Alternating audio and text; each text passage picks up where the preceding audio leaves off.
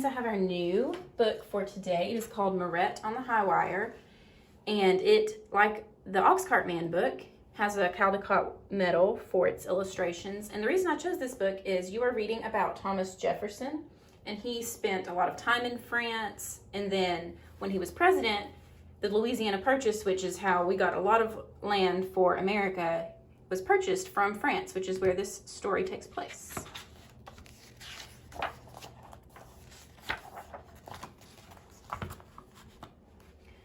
"100 years ago in Paris, when theaters and music halls drew traveling players from all over the world, the best place to stay was at the Widow Gâteau's, a boarding house on English Street. Acrobats, jugglers, actors, and mimes from as far away as Moscow and New York reclined on the widow's feather mattresses and devoured her kidney stews. Madame Gâteau worked hard to make her guests comfortable, and so did her daughter, Mirette. The girl was an expert at washing linens, chopping leeks, paring potatoes, and mopping floors. She was a good listener, too. Nothing pleased her more than to overhear the vagabond players tell of their adventures in this town and that along the road. One evening, a tall, sad-faced stranger arrived. He told Madame Gâteau that he was Bellini, a retired high-wire walker. "I am here for a rest," he said.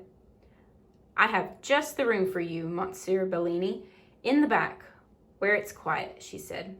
"But it's on the ground floor with no view." "Perfect," said the stranger. "I'll take my meals alone." The next afternoon, when Mirette came for the sheets, there was the stranger crossing the courtyard on air. Mirette was enchanted. Of all the things a person could do, this must be the most magical. Her feet tingled as if they wanted to jump up on that wire beside Bellini. Mirette worked up the courage to speak. "Excuse me, Monsieur Bellini? I want to learn to do that," she cried. Bellini sighed. "That would not be a good idea," he said. "Once you start, your feet are never happy again on the ground." "Oh, please teach me," Mirette begged. "My feet are already unhappy on the ground." But he shook his head. Mirette watched him every day.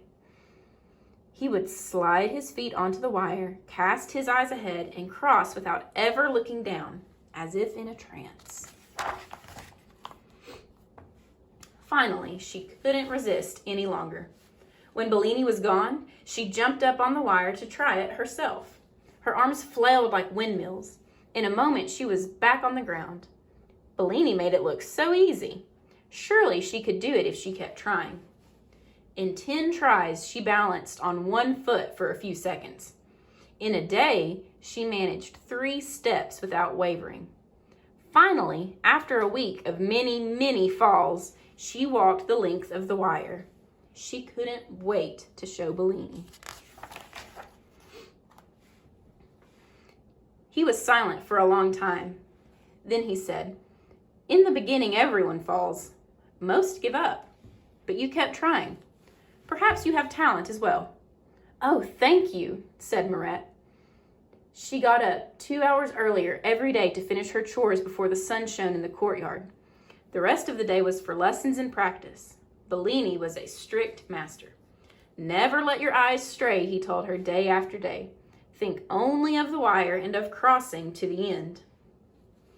When she could cross dozens of times without falling, he taught her the wire walker's salute. Then she learned to run, to lie down, and to turn a somersault. "I will never fall again," Mirette shouted. "Do not boast," Bellini said, so sharply that Mirette lost her balance and had to jump down. One night, an agent from Astley's Hippodrome in London rented a room. He noticed Bellini on his way to dinner. "What a shock to see him here," he exclaimed. "See who?" asked a mime. "Why, the great Bellini. Didn't you know he was in the room at the back?" "Bellini? The one who crossed Niagara Falls on a 1,000-foot wire in 10 minutes?" asked the mime. "And on the way back stopped in the middle to cook an omelet on a stove full of live coals? Then he opened a bottle of champagne and toasted the crowd. the agent recalled.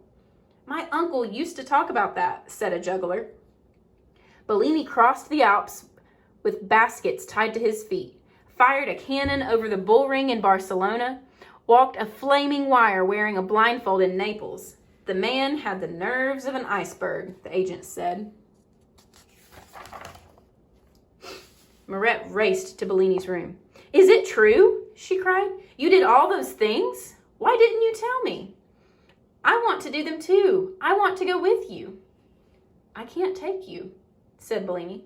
But why not? Asked Mirette. Bellini hesitated a long time.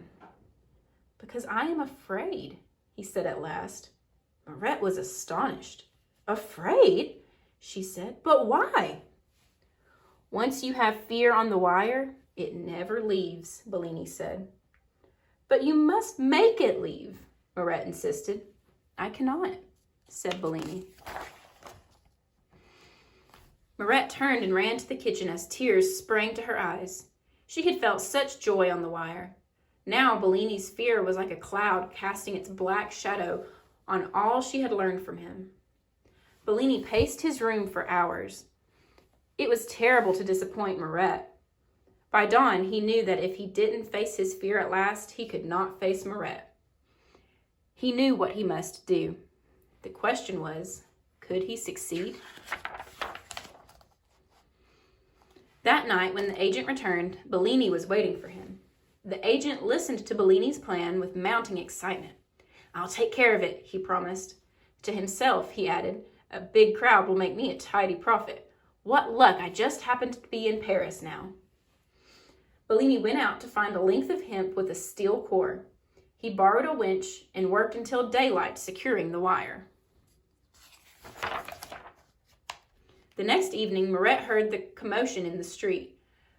Go and see what it is, her mother said. Maybe it will cheer you up. In the square was a hubbub. The crowd was so thick she couldn't see at first that the agent was aiming a spotlight at the sky.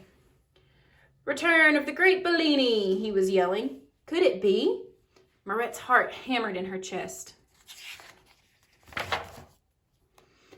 Bellini stepped out onto the wire and saluted the crowd. He took a step and then froze. The crowd cheered wildly, but something was wrong. Mirette knew at once what it was.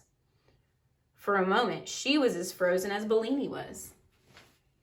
Then she threw herself at the door behind her, ran inside, up flight after flight of stairs, and out through a skylight to the roof. She stretched her hands to Bellini. He smiled and began to walk toward her. She stepped onto the wire, and with the most intense pleasure, as she always had imagined it might be, she started to cross the sky. Brava! Bravo! Roared the crowd. Protégé of the great Bellini! Shouted the agent. He was beside himself, already planning the world tour of Bellini and Mirette. As for the master and his pupil, they were thinking only of the wire and crossing to the end. It says Mirette and Bellini, stupendous feats, wire walkers.